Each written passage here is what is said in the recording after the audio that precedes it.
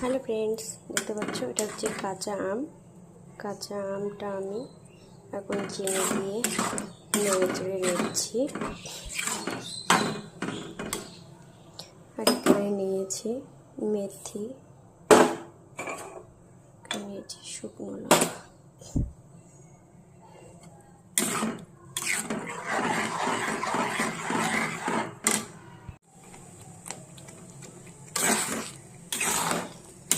এদিকে একটু করে নেড়ে চেড়ে দিচ্ছি, চিনিটা গলে গিয়েছে দেখতে পাচ্ছ।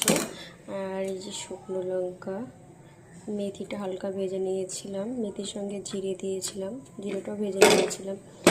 আর শুকনো লঙ্কা ভেজেছিল দেখতে পেয়েছি একটু আগে, সেটাও আমি মিক্সিতে একসঙ্গে গুঁড়ো করে নিয়েছি।